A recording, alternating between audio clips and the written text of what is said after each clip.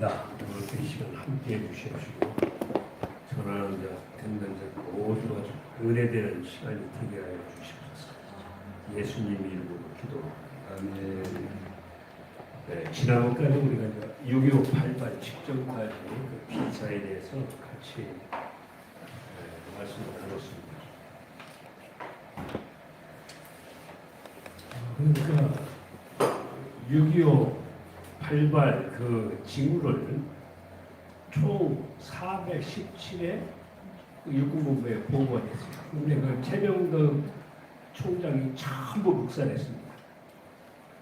심지어 6월 22일 날 화천에 있는 바로 이제 그 앞에 있는 그 북한 사관 하사관이 기순을 했어요. 기순해가지고 지금 전차 1개 대대가 지금 넘어오려고 지금 준비를 하고 있다. 보고를 했는데 그것도 묵살을 합니다. 그러니까 그렇게 뭐 묵살을 가지고 한두 가지가 아니에요. 그래가지고 이제 6월 24일 날 그때 지금 육군본부 육군회관을 낙성식을 하면서 거기서 이제 모든 육군 당국이 거기서 이제 파티를 합니다. 전방 사단장과 전부 내려와가지고 그리고 그때 전부 다 이제 비상계엄을 아니 비상경계를 해제해가지고 병사들이 전부 다 휴가를 나와요. 그래가지고 뭐 전방에 있는 사람이 몇 명이 안 됩니다. 그런데 그 시간에 바로 그 이 북한 김일성이가 6월 25일 날 새벽 3시에 주요 내각 비상회의를 열고서 거짓말 발표 지금 남한이 북침했다. 전부 다 총공격해서 전부 남침을 해라. 이제 그렇게 반경 명령을 했어요. 그게 이제 새벽 4시입니다.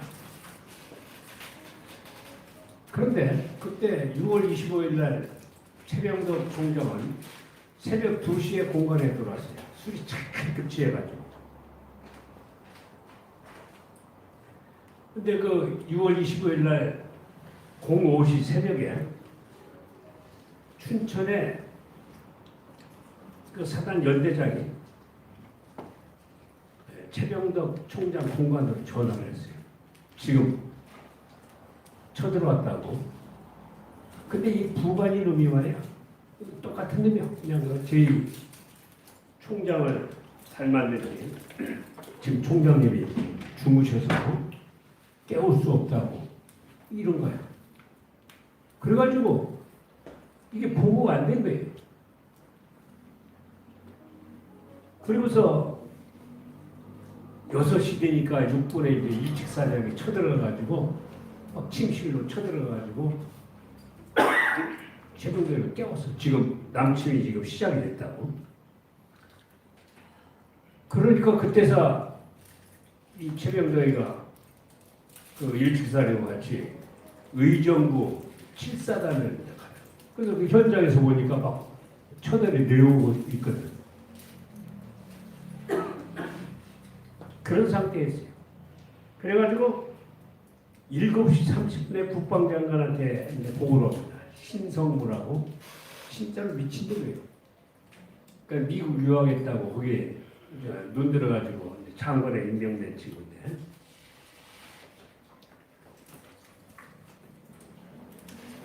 그리고서 이제 10시 10분에 그때 이승만 대통령한테 보고가 된 거예요.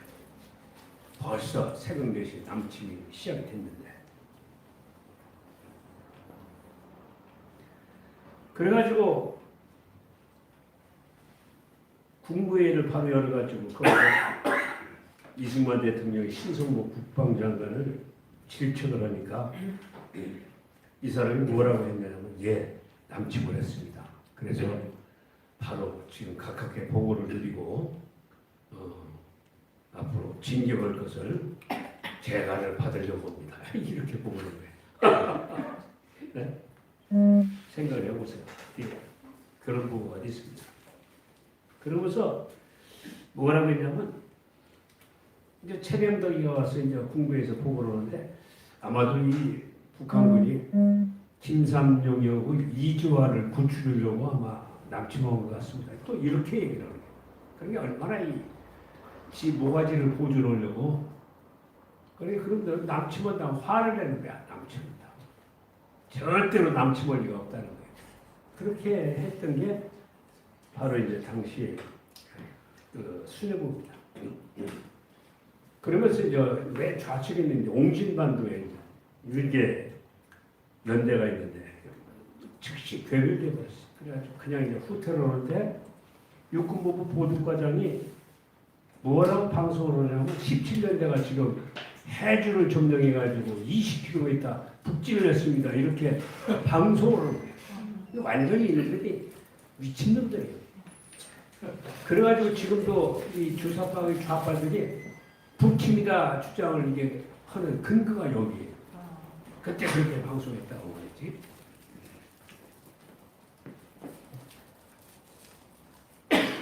그래가지고 이제 모든 전선이 다 무너집니다. 막 이제 후퇴를 하는 거예요.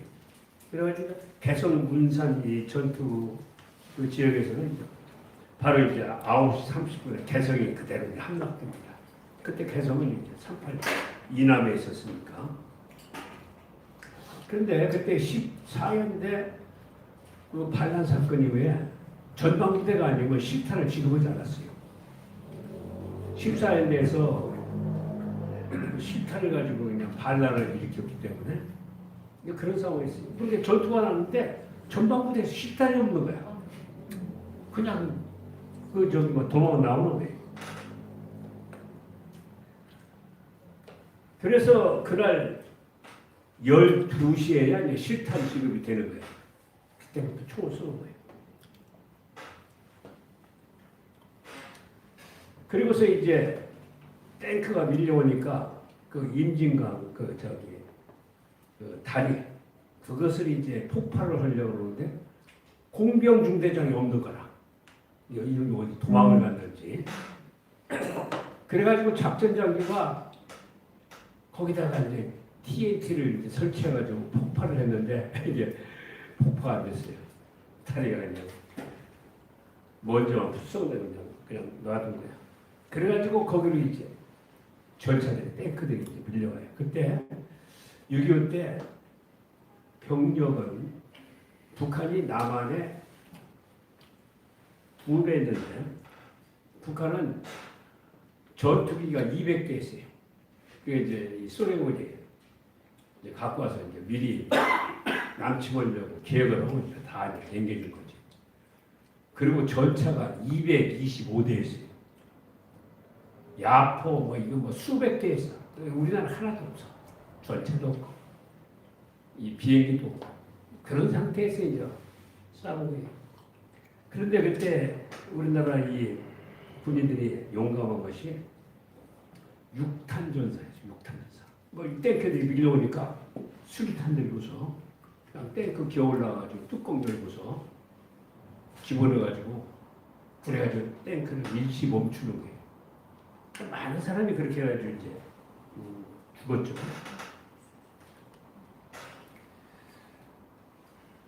그래가지고 이제 뭐 동두천, 포천 찍고 그냥 막 이제 그 밀려오는데 거기다가 무슨 병력을 보충을 해도 차량이 없어. 그 식구가 차량이 없는 거야. 그 정도였어요. 그 정도. 뭐 탄약도 없고 뭐 예. 그러니까 뭐 대포가 있어도 그냥 헛거예요. 그래가지고 이제 포천이 이제 철수를 하고 그리고 6월 26일 날은 이제 수도사단이 완전히 이제 막 괴멸되다시피 합니다. 그냥 밀려버려요. 그리고서 그날 의정부 떨어지고 창동 미아리까지 그냥 한꺼번에 밀려온 거예요. 어떻게 손쓸 그런 방법이 없는 거예요. 그냥. 계속 바로 이제 병사들은 이제 수류탄 까들고서 그냥 6탄으로 그냥 전차 그 뛰어 올라가서 거기다 집어넣고 그렇게 가지고 일시에 이제 멈추는 거예요. 그래가지고 그렇게 막 이제 밀려오니까 6월 28일 새벽 2시 30분에 이때 이제 한강 다리가 이제 폭파가 되는데 그 6월 27일 날 의정부가 떨어지니까 최병덕이란 이 참 그 미친놈이 그냥 그저 공병감을 불러요. 최창식 대령을 불러가지고 한강역을 폭파할 준비를 해라. 그러고서 준비를 딱 하니까 이 최병덕이는 상황 보고를 받으면서 지금 인민군이 서울로 진입을 했다. 그 보고를 받고서는 그 공병감한테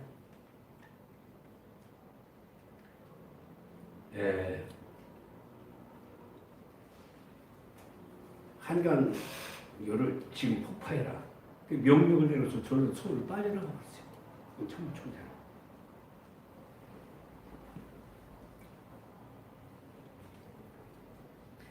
그런데 그때 국군 주력 부대가 6개 사단이 전부 강북에 있었어. 강북에. 한강다리 끊어지면 못 넘어오는 거지. 그러니까 이 6개 사단에서 아주 그냥 그 얘기를 듣고서 강력하게 이제 항의를 합니다. 항의를 해가지고 그때 이제 6번 참모부장이 김백일이었는데 이 친구한테 이렇게 보고 저기 항의를 하니까 아 나도 6군 참모총장 지시라서 내가 어떻게 할 수 방법이 없다고 이제 그런 거예요. 그런데 그렇게 이제 하고서 김백일이 와서 많이 생각하니까 이게 뭐 잘못돼 가고 있거든. 그러니까는 그 작전 국장을 시켜가지고 지금 즉시 한강 그 대교 공병함한테 지금 가가지고 육군 주력 부대가 다 넘어올 때까지 폭발을 중지해라. 그래서 보냈으니 육군본부고 한강 인도교는 얼마 안 됩니다. 거리가. 그런데 그때 이 피난민들이 너무 많이 몰려가지고 차 앞으로 나갈 수 없는 거야. 그래가지고 막 어렵게 해가지고 한강 대교 한 150m 전방에 왔는데 그 시간에 빵 하고 터지면서 인도교가 폭파가 된 거예요. 그래가지고 수많은 사람이 이제 거기서 죽은 거예요. 민간인, 군인은 물론이고 뭐 민간인까지 정말로 뭐 엄청나게 이제. 그래서 강북에는 6개 사단 44,000명이 남아 있었고 모든 군수품, 뭐냐 무기 다 있었는데 완전히 그냥 죽어버린 거예요.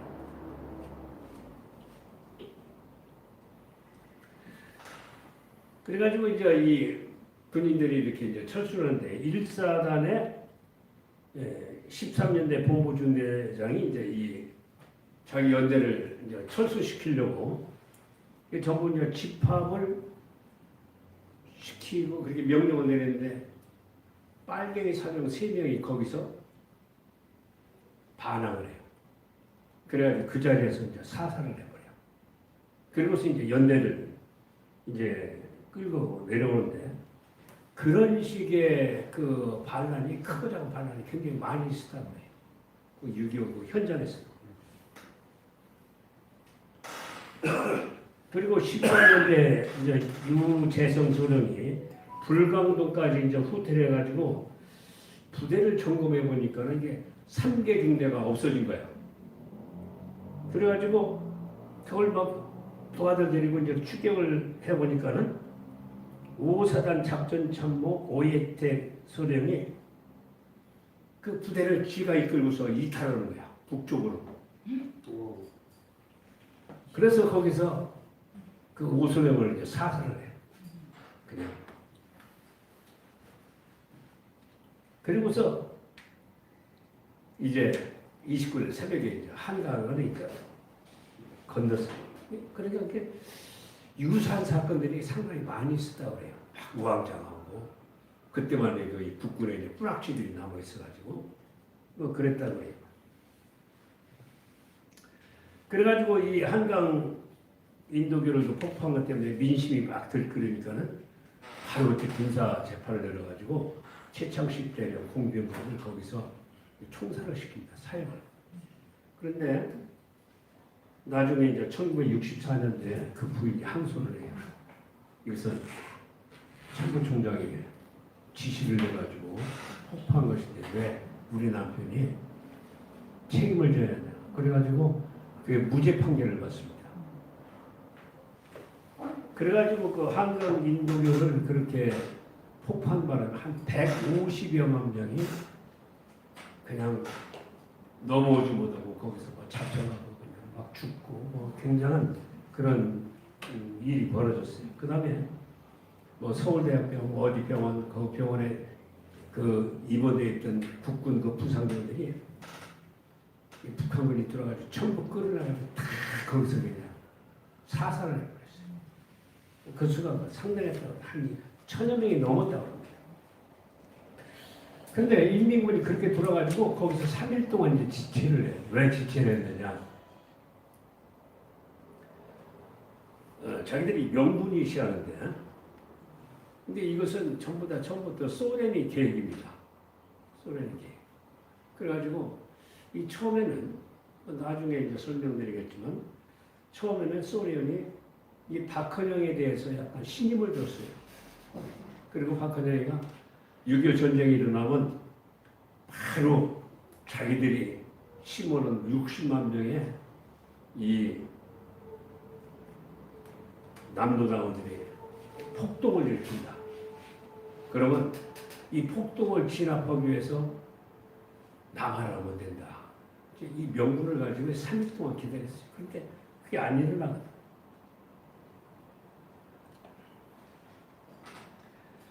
그러자 이제 이 김일성이가 그때서 이제 이 한강을 넘어와서 이제 남침을 해라. 그렇게 이제 지시를 하죠. 그런데 이때 당시에 우리나라에서 군인 중에 사단 중에 싸울 수 있는 사단은 3개 사단뿐이었어요. 다 괴멸되고. 그 중에 이제 하나가 원주의 그 6사단, 대구의 3사단, 강릉 8사단, 그거밖에 없었습니다. 한 5만 명. 그런데 이때 6사단장 김종호 나중에 참모총장이었죠. 이 사람이 중부에서 계속 참 잘 싸웠어요. 이 사람 처음부터 끝까지 굉장히 잘 싸웠어요. 그래가지고 우리나라 지금 국경선이 저쪽 강원도 쪽으로 이렇게 올라가 있어요. 그래서 계속 막아가지고. 그래가지고 거기서 시간을 버는 바람에 이쪽 국군들이 이렇게 다시 전쟁을 할 수 있는 거, 준비를 할 수 있는 그런 시간을 이제 거기서 벌고, 그래서 이제 한강 방어선이 이제 거기서 이제 유지가 이제 됐던 것입니다. 그래가지고 6월 28일 날 이제 유엔이 참전을 하는데, 그때 트루먼이 바로 이제 북한이 남침했다는 보고를 받고서는 처음에는 그냥 놔두라고 했대요. 놔두라.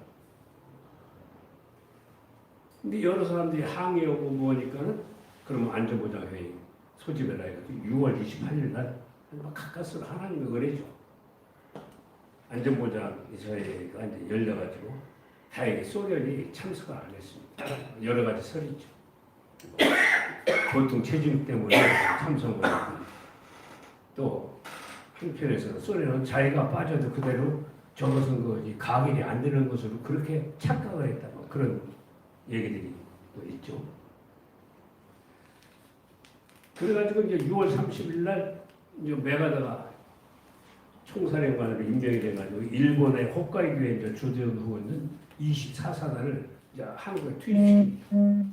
그런데 일개 대대가 이제 먼저 오는데 스미스 부대라고 해요. 근데 이 스미스 부대는 이 미군들은 자기들이 나타나면 북한군이 다 도망갈 줄 알았다는 거야. 근데 무기도 안 가졌어. 전차도 안 가졌어. 그냥 로켓포 이렇게 들고서 그냥 산책하듯이 이제 온 거야. 어디 왔냐면 여기서 얼마 안 되는 오산의 중미령. 오산에 가보면 거기 저기 공원이 있고 그 넘어가면 이게 중미령이라고 수원 그 사이에 있는데 거기서 이제 진을 쳤어요. 이 전차 오는 거야. 그래서 이제 로켓포를 주변에 빵 쐈어요. 맞으니까 펑 하면서 이제 먼지가 나면서 이게 전처가 푸시거든요. 그냥 가만히 있더니 조금 있으니까 이게 이제 내려오는 거야. 이게 뭐 말도 아닌 거지. 그래가지고 거기서 뭐 그냥 참패를 하고 그 스미스 부대가 이제 후퇴를 합니다.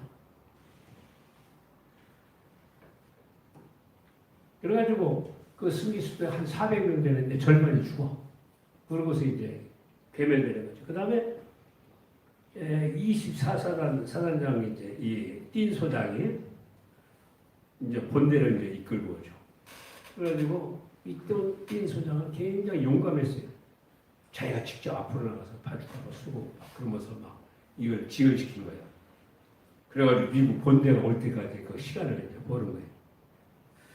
그래가지고 이제 부대가 괴멸되니까 이 딘 소장도 이제 후퇴해가지고 대전을 거쳐가지고 그 전라북도 지역 진안인 것 같은데 거기서 병사들하고 이렇게 이제 후퇴하다가 이 병사가 이 부상을 당해가지고 물을 먹고 싶다 보니까 수통에 물을 받으러 가기 위해서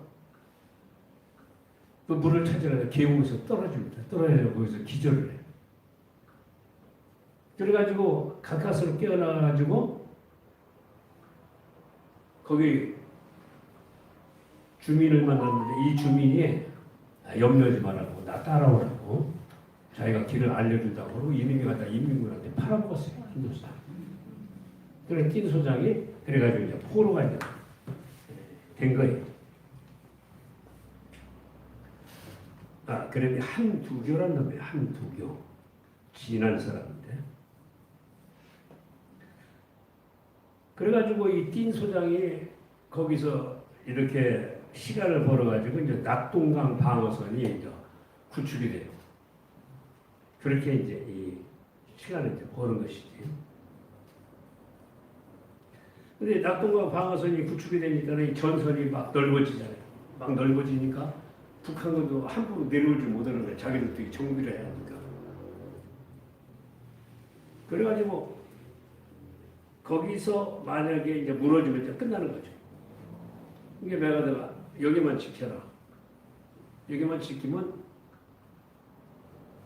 병력 재투입해가지고 이거 할 수 있다. 이제 그렇게 이제 그게 이제 미군의 이제 전략이었죠. 근데 이때 이 중요한 게 뭐냐면 당시에 이제 1사단장이 백선엽이었는데 굉장히 잘 싸웠어요. 다부동 전투에서. 다부동이라는 것이 바로 뭐 상주 뭐 거기에 그래가지고 거기가 점령이 되면 대구가 바로 떨어져요. 사정거리에 두르기 때문에.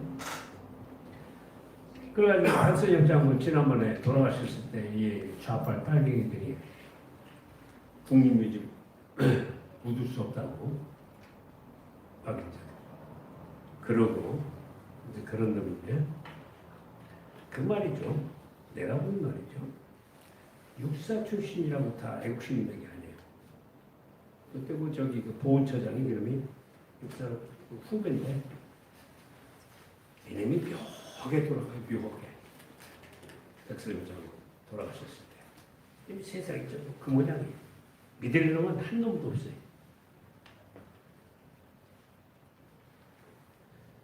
그래가지고 12연대 같은 경우는 병사들 150명을 한꺼번에 소대장으로 임해.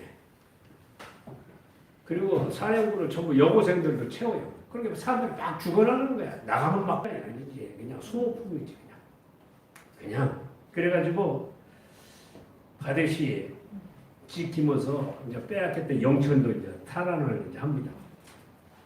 그러면서 시간을 벌어주니까 메가더 장군이 바로 이제 인천 상륙작전을 할 수 있는 시간을 버는 거예요. 양동작전을 펴요.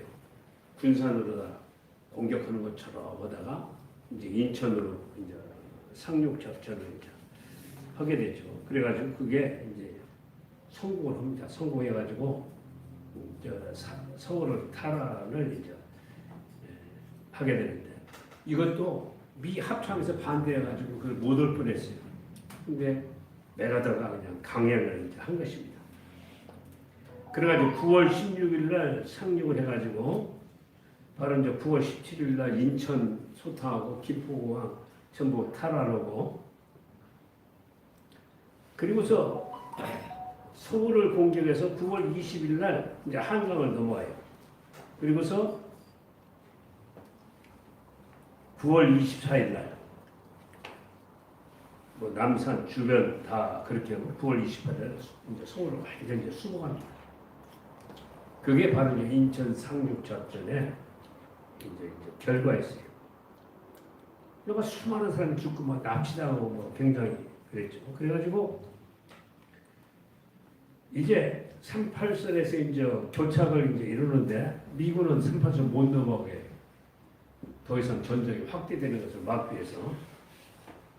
근데 이승만 대통령이 계속 압력을 가요. 계속 38선 넘어라. 북진 명령을 계속 내리는 것입니다. 그래가지고 3, 4단이 제일 먼저 38선을 넘어요. 그게 10월 1일이에요. 그래서 국군의 날이 10월 1일이 된 거예요. 근데 문재인은 그 10월 1일을 바꾸려고 하잖아요. 싫은 거예요. 내막이 그래요.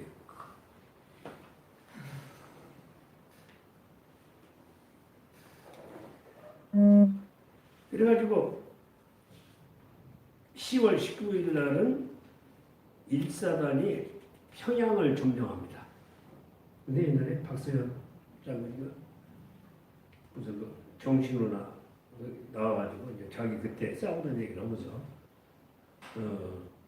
이렇게 그때는 전차가 없었는데 거기서 미군이 전차 한 대를 주면서 전차를 이렇게 있으면 좌우측에 일개 분대씩 세우고서 그러고서 들어가라고 그러는 거예요. 근데 이 백선우 장군이 군사영화학교 출신에 영어를 해요. 그래가지고 이 양반이 평양만은 한국군이 먼저 진입하게 해달라. 그래가지고 1사단이 앞장서가지고 이제 평양을 이제 들어가게 되는 것입니다. 이제 평양 시민이 한 35만 명이 나왔대요. 이승만 대통령도 올라가가지고 거기서 이제 저걸 했죠. 근데 그때 우리가 압록강까지 다 올라간 게 아니에요. 압록강 후방 한 3, 40km 이렇게 쭉 거기까지 진격을 했는데 두 군데 초산하고 해산인 두 군데는 그 부대가 뚫고 가서 압록강을 거기까지 도착한 거예요. 그래가지고 육사단장 김종호 준장이 이제 초산, 7사단 미7사단이 해산진 거기까지 이제 들어갔어요. 압록강 물 떠오고 뭐 태극기 꽂고 이제 그렇게 했었죠. 그런데 이때 중공군이 이때 반격을 합니다. 그러면서 아주 비참하게 돼요. 49년 3월 18일 날 중국하고 바로 이제 북한하고 이제 방위협정을 체결합니다. 그 방위협정은 그대로 누군가 하나 침략을 당하면 자동적으로 이게 진입되도록 이제 그렇게 이제 된 거예요. 그래가지고 중국군이 바로 압록강에 대기하고 있다가 이제 쳐들어온 거야. 그걸 10월 24일 날 한국군이 인지를 합니다. 아, 중국군이 지금 개입했구나. 그걸 이제 인지를 하죠. 그래가지고 10월 27일 날 중공군하고 접전해가지고 상당히 많은 피해를 입습니다. 이래저래로 그냥 막 밀로 내려오니까. 그래가지고 10월 30일에 이제 국군이 철수를 해요. 뭐 버티기 수가 없으니까. 완전히 이제 인해 전술을 밀고 내려가 100만 명이 밀고 내려오니까. 그게 당연히 방법이 없는 게라고 해요.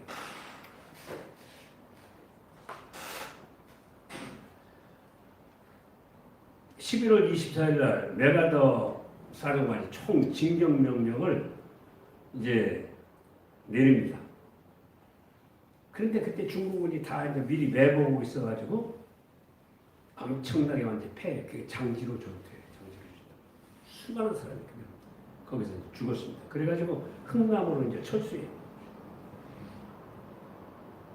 12월 4일 날 평양 뺏기고 12월 15일 날 바로 이제 38선 이남으로 이제 후퇴를 이제 합니다. 그래가지고 이제 흥남 철수가 거기서 이제 이루어진다. 피난민 9만 8천, 군인 10만 명. 거기서 다 이제 철수를 하게 됩니다.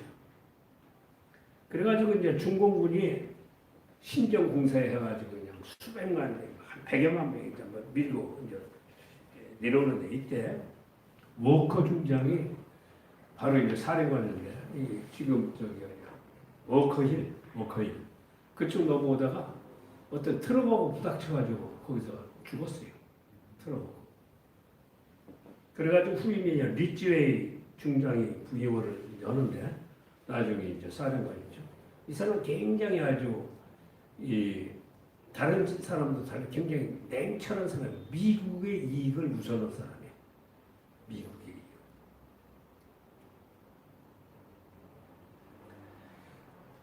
그래가지고 뭐 계속 이제 후퇴를 이제 하게 되죠. 뭐 한 760만 명이 바로 이제 막 피난민이 이제 생깁니다. 1월 25일 날 총 공격을 감행해가지고 38선 2부부로다가 이제 다시 이제 중국으로 이제 밀고 이제 넘어가요. 그리고서 3월 15일 날 서울을 다시 수복합니다. 1.4 되고 이제 다시 수복해요. 엄청난 많은 사람들이 이제 죽었어요. 근데 트루먼이 절대로 38선 이상 진격하지 마라 특명을 내립니다. 미국은 빨리 그것을 전쟁을 종식하고 싶어서 이제 그러는 거예요. 그러자 이제 메가더가 3월 24일 날 북진 계획을 발표해요. 압록강까지, 저 만주까지 때리겠다. 그러나 바로 4월 11일 날 트루먼이 메가더를 해내요. 근데 이 트루먼이 메가더를 만만하게 보지 못했어요. 그래서 중간에 이렇게 서로 만날 때도 하와이에서 만났어요. 하와이에서 만나서 회담하듯이 그렇게 트루먼하고 상의를 했는데 그게 결렬이 돼. 사실 말이 아니지. 대통령이 오라고 가야지. 안 가. 그래서 하와이에서 만나가지고 트루먼이 그 정도로 어떻게 메가더를 함부로 하지 못했어요. 나이구나, 모르구나. 이게 뭐. 사실 메가더가 참모총장할 때 그 부관이 누구예요? 아이젠하워가 있어요. 아이젠하워. 이 메가더의 이 어떤 그 권위라든가 그 인적 자원이 대단했다고. 다시 이제 현역으로 복귀해가지고 이제 그렇게 한 것이죠. 그래가지고 이제 이 중공군이 2차 총공세하고 뭐 계속 공세를 하는데 뭐 많은 사람들이 중공군이 이제 죽었습니다. 그러면서 이제 미국, 소련이 이제 휴전 협정을 추진해요. 뭐 더 이상은 이제 안 되겠다 싶어가지고. 그런데 이승만 박사가 완강히 반대하죠. 7월 10일부터 이제 휴전 협정이 이제 시작이 되는데, 근데 거제 수용소에 17만 명이 거기에 수용이 되는데 7만 명이 이제 친공 공산주의자들이고 그렇죠. 그런데 그때 스탈린이 죽습니다. 그러니까 이 휴전 협정이 막 계속 가속화되는 거예요. 그러자 이 대통령이 원용덕 헌병사령관한테 지시를 해가지고 반공포를 그냥 석방시켜요. 국제 협약으로 있을 수 없는 일이죠. 그래가지고 각 세계 신문에 이제 막 대서특필되고, 그래서 이승만의 목적은 뭐냐면 이승만 동의 없이는 휴전은 불가하다 이 인식을 시켜주는 것이에요. 근데 이승만 대통령의 그 전략이 내게 들어서 그러니까 이거 이승만 달래지 않고는 휴전이 안 되겠구나. 이승만은 계속 북진을 했다. 근데 그 당시에 한국군이 어떻게 뭘 북진해요? 북진할 수 있는 능력 아무것도 없어요. 실탄이 있습니다. 뭐가 있어요? 아무것도 없어요. 그냥 공간에 뻥 튀기는 거예요. 근데 그 먹혀 들어가요. 미국한테 먹혀 들어가요. 소련한테 먹혀 들어가요. 그래가지고 이제 일이 이제 추진이 이제 되는 거죠. 그래가지고 그때 이제 이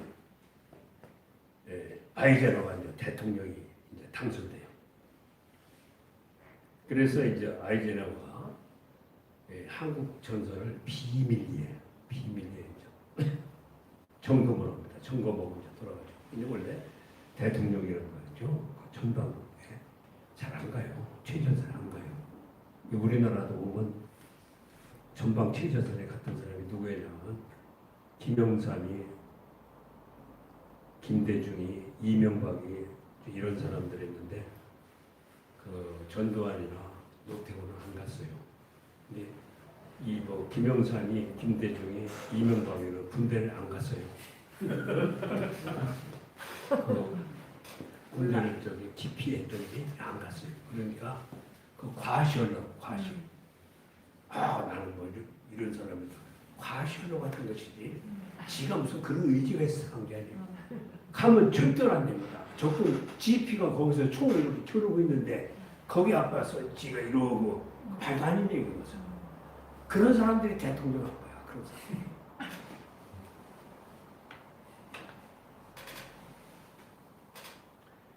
그래가지고 이제 뭐 특사를 보내서 이승만을 탈래요. 그래가지고 드디어 이제 아이젠하워가 이제 결심을 합니다. 비행기를 보내가지고 이승만을 미국을 불러요. 그때 이승만하고 그때 재무장관이 누구냐면 신현학 씨였어요. 38살이었어요. 미국 유학 가 있어요. 그리고 몇 사람이 이제 가는 거예요. 이건 이제 신현학 씨 아들한테 들은 얘기인데 갔더니 이렇게 회의 탁자가 이렇게 있는데 이쪽에는 아이젠하워가 여기 앉아 있고 이쪽에 이승만, 이쪽에 그 국무장관, 미국 쪽 이렇게 앉아 있고 이렇게 앉았더라는 거예요. 한국 저쪽에. 그러니까 거기서 회의가 아니고 그냥 지시를 한대요. 이승만 저기 앉혀놓고서 아이젠하워가 뭐 이건 이렇게 하고 이건 이렇게 하고 뭐 이렇게 지시를 하더래요. 그런데 12시쯤 되니까 갑자기 이승만 박사가 카카 긴급 제안이 있습니다. 이게 뭐냐고 어디에 물어보니까 내가 지금 아주 중요한 사람하고 점심 약속이 되어 있으니까 회의를 취하고 2시에 다시 시작합시다. 그러고서는 아이젠하워가 있는 아이젠하워가 쳐다보지도 않고 그냥 벌떡 일어나서 나가더래요. 근데 아이젠하워가 그냥 처음에 무슨 소리 하는가 멍하다가 이 늙은이가 그냥 그러면서 확 나가니까는 아이젠하워가 그냥 회또가 도는 거야. 그때서. 그러면서 그냥 까떼 먹으면서 그냥 뻘떡 일어서는데 의자가 뒤로 벌려서 넘어가더랍니다. 그러니까 이게 상상을 못할 일이죠. 이승만 박사 그런 용기와 기지가 있는 분이었다는 거예요. 그래가지고 이제 오후 2시 돼가지고 다시 이제 들어오니까 그때는 의자 배치가 바뀌었더랍니다. 아이젠하워 미국 측이 이렇게 있고 이쪽에 이제 이승만 박사 한국 측이 이렇게 앉았고 그러면서 그때부터 이제 협의를 했대요.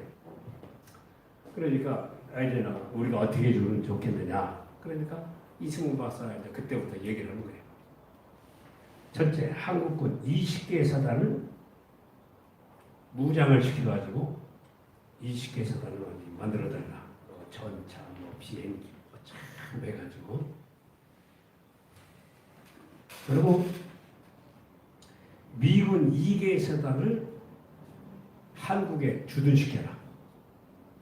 시야는 못 박지 말라. 그리고 10억 불을 우리한테 원주해달라. 그리고 뭐 몇 가지가 더 있는데 그거 잊어버렸어요. 그래서 그때 비로소 국군이 완전 무장한 그런 20개 사단이 생겼고 미군 2개 사단이 동두천하고 여기 그냥 전방에서 딱 버티고 있고 10억 불 지원받고 그러자 이승만 박사가 앞으로 70년간은 우리나라가 그냥 편하게 잘 수 있다. 그렇게 얘기를 하더라는 거예요. 그러니까 여러분 이게 우리가 한미동맹이 아니었으면요. 이 벌써 끝났어요. 될 수 없어요. 그러니까 그게 전부 다 이승만 박사의 그 능력에 힘입은 것이지 절대 이게 그냥 된 것이 아닙니다. 근데 이 좌파들 보세요. 그냥 어떻게든지 이 사람을 끌어내려고 계속 그냥 이름 석자를 지우려고 바로 그런 것들이 그런.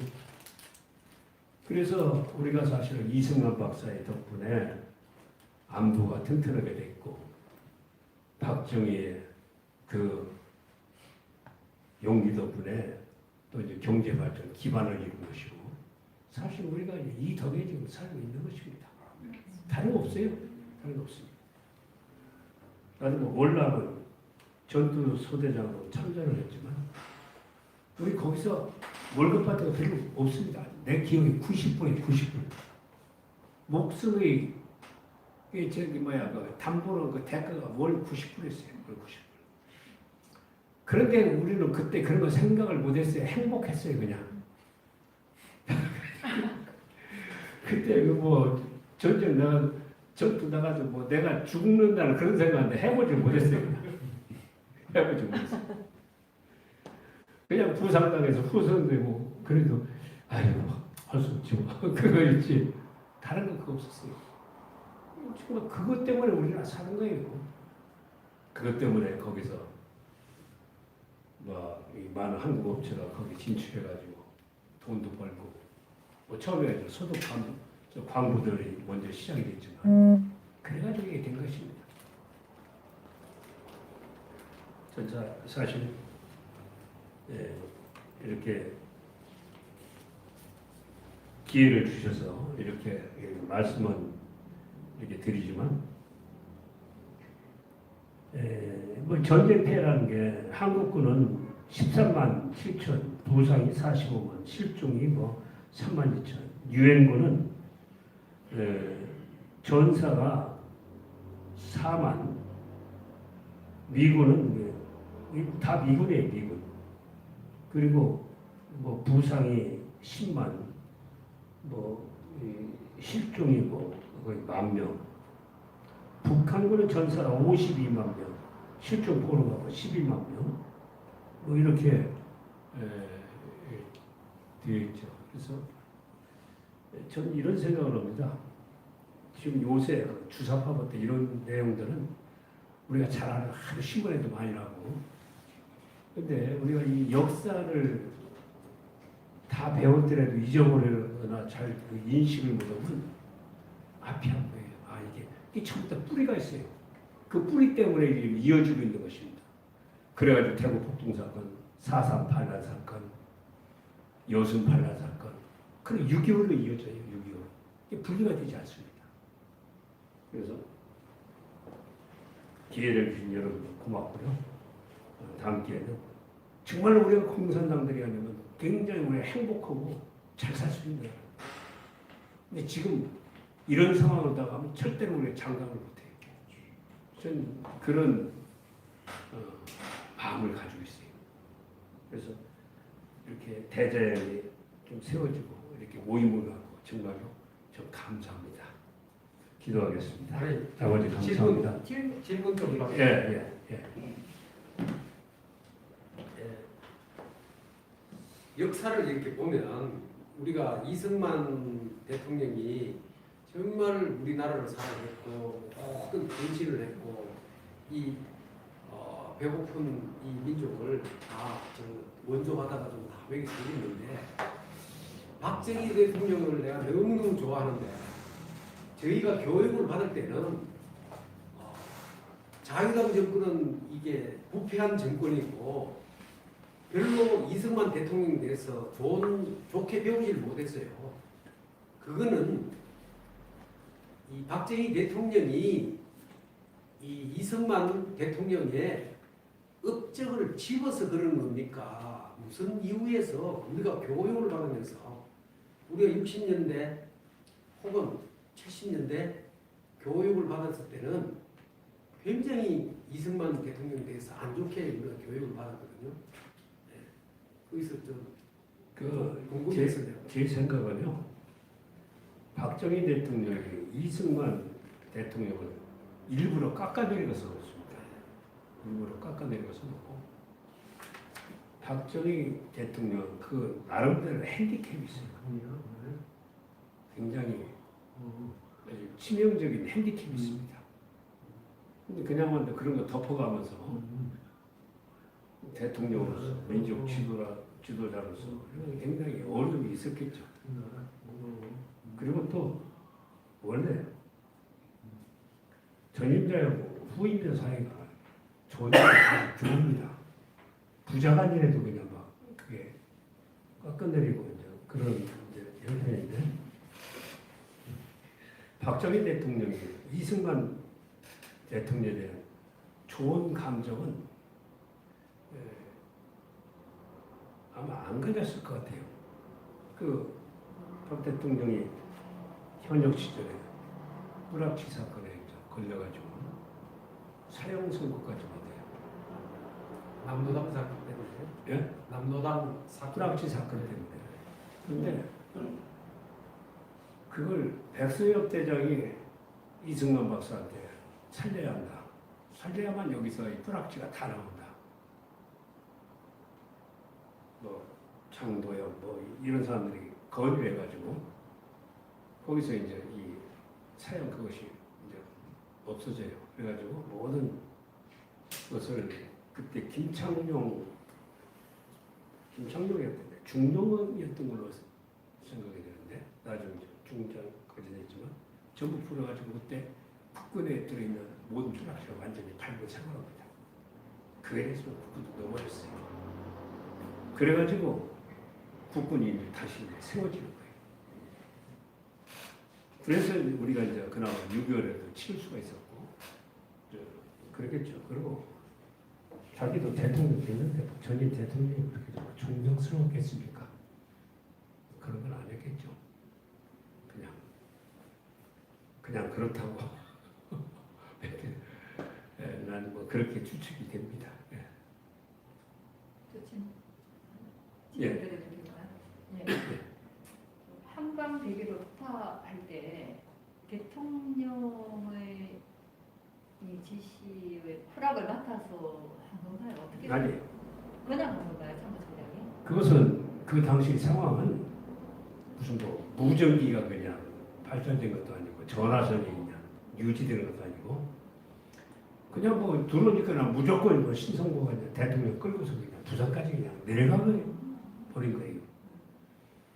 그리고서 그 다음에 이제 이시영 부통령은 그걸 뒤늦게 알았어요. 그래가지고 이제 이시영 부통령이 이제 이 한강 대교를 막 건넙니다. 이시영 부통령이 건너니까 대다하고서 폭발을 시킨 거예요. 그리고 누구한테 보고하고 말고 최병덕이 지시로 그냥 폭발한 겁니다. 우리가 교육받기로는 대통령. 이 이승만 대통령에 의해서 이렇게 녹음해놔 놓고 그 녹음기를 틀어놔 놓고 이 반드시 지킨다고 해놔 놓고 자기는 도망갔다고 이렇게 배운단 말이에요. 네, 뭐 그때 KBS에서 그냥 녹음 방송이 계속 틀었던 건 사실이고 그 밑에 놈들이 다 그냥 그래가지고 온 것이지. 근데 그때 상황이 아니라 그 전에 녹음해놨던 걸 갖다가 그냥 그건 잘 모르겠어요. 그건 잘 모르겠고 그래가지고 대통령이 부산까지 내려갔다가 그 뒤늦게 깨닫고서 다시 대전으로 올라온다고. 대전으로 올라오고 금방 뭐 밀려버렸다. 그냥 무너지는데 그냥 쫓겨가는 거죠. 정말로 비극했어요. 6.25는 진짜로 비극했어요. 하나 더 여쭤볼게요. 예. 그 10월 2일 이제 38선을 넘어서 건너가게 올라가게 되잖아요. 예. 되잖아요. 예. 그런데 이제 중공국이 또 내려오게 되고 이제 이래서 이제 굉장히 많은 사상자와 민간인 사망자들이 발생하게 됐는데 그러한 결정들을 좀 객관적으로 좀 본다면 모든 전쟁에는 그 민간인 사상자는 아니 그러니까 지금 그것을 38선을 예. 올라가지 않았던 것이 오히려 더 우리나라에 도움이 되었을까요? 아니면은 미군들의 그 말대로 당연히 올라갔어야죠. 당연히 올라갔어야 하고 그리고 그때 올라왔을 때 주한 미군 사령관은 아이젠하워가 비밀리에 방한을 했을 때 원산 평양선까지 진격하겠다 이걸 건의를 했는데 아이젠하워가 너 38선에서 트루만이 38선을 그었거든. 더 이상 진격 못하게. 그러니까 여기서 그냥 멈춰라. 그래가지고 근데 우리 동부전선은 그냥 계속 그냥 막 밀고 넘어가가지고 그걸 유지를 하고 있었고 근데 이 북한은 그냥 서부전선을 총 집중을 하니까 서부전선이 그렇게 지키지 못했어요. 그래가지고 현재처럼 선이 그어진 거예요. 죄송합니다. 예. 그 이제 예를 들면 이승만 대통령이 다 잘한 정책은 우리들이 이제 많이 배워서 알고 있는데요. 객관적인 어떤 좀 비판적인 시각으로 잘못했던 정책들이 뭐가 있었는지를 좀 알고 싶어요. 제가 보면 그렇습니다. 그때는 국가 예산도 없고 할 수 있는 게 아무것도 없었어요. 할 수 있는 것이 아무것도 없었다. 다만 이승만 대통령 한미 동맹이 이끌어내가지고 원조 10억 불 받고 20개 사단 무장시켜 놓고 그 이상의 공로는 있을 수가 없었어요. 난 그렇게 생각합니다. 그걸 기반으로 이게 우리나라가 이제 성장하는 거죠. 경제 성장. 근데 우리나라는 역사적으로 봐야죠. 이 빨갱이들이 그 빨갱이 피가 흐르는 것 같아요. 피가 흐릅니다. 근데 그런 것 같아요. 네. 그래가지고 이유 없이 그냥 다녔고 그런 데가 있는 거예요. 지금 주사파들은 역사의 기점을 도항난으로 도항난. 그 이전에 역사를 비밀해요. 예. 그래서 이만 마쳐도 되겠습니까? 네, 감사합니다. 예.